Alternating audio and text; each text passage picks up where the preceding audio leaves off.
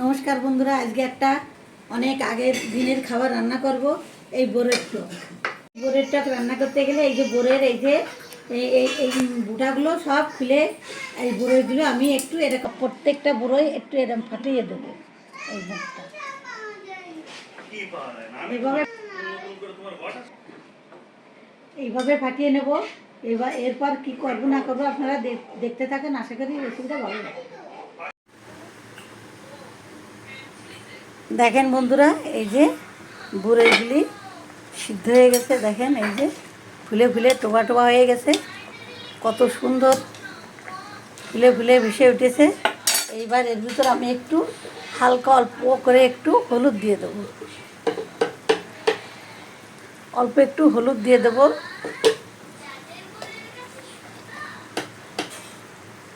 হালকা একটু লবণ দিয়ে দেবো। আর বোরের টকে একটু মিষ্টি লাগে, একটু পরিমাণ মতন মিষ্টি দিয়ে দেবো।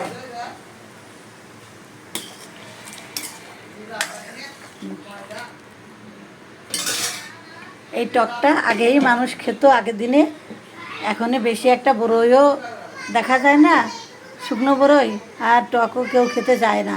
তাই আমি আজকে বড়ের টকটা আগের দিনে রান্না করলাম। এইবার বড়ইগুলি সব দেখেন কত বড় বড় হয়ে গেছে। এখন আমি এইটা একটু সুন্দরা দিয়ে নেব।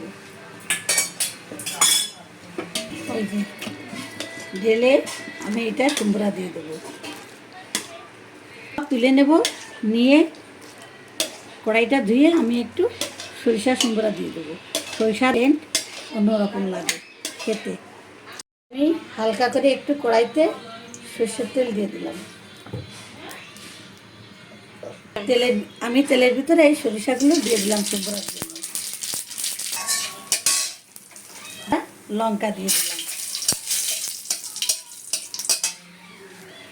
এইবার আমি এই টকটা ঢেলে দিলাম।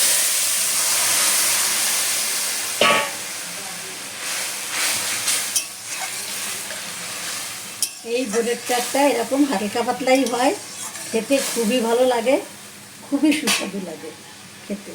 এই যে কত সুন্দর হয়েছে দেখেন, এই যে খুবই ভালো লাগে। আপনারা একবার হলেও বাড়িতে করে খেয়ে দেখবেন। এরকম পাতলাই হয়। আমি এখন এটা নামিয়ে নেব। এই যে বোরের টকটা আমার একদম রেডি হয়ে গেছে। দেখেন এই বোরের টকটা এরকমই থাকে, একটু হালকা পাতলাই থাকে। এই যে রান্না হয়ে গেছে, এখন আমি এটা ঢেলে নেব। এখন ঢেলে নেব।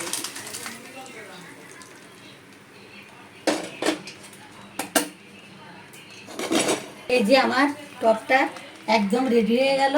দেখেন কত সুন্দর হয়েছে, সরিষার একটা ফ্লেভার বের হচ্ছে, খুবই ভালো লাগছে দেখতে, খেতেও মনে হয় ভালো হয়েছে। এই যে দেখেন এই যে বোরের টকটা আমি রান্না করে নিয়ে আসলাম, কত সুন্দর হয়েছে দেখেন। এই বোরের টক রান্না করা খুবই সহজ আর খেতে খুবই সুস্বাদু, খুবই সুস্বাদু। এই অসময় বোরের টক রান্না করে খেয়ে দেখবেন, সত্যি ভালো লাগবে। এই যে দেখেন ফুলে ফুলে বড়ইগুলি টুবা টুবা হয়ে আছে। এই যে ফুলে ফুলে বড়ইগুলি সব টুবা টুবা হয়ে আছে।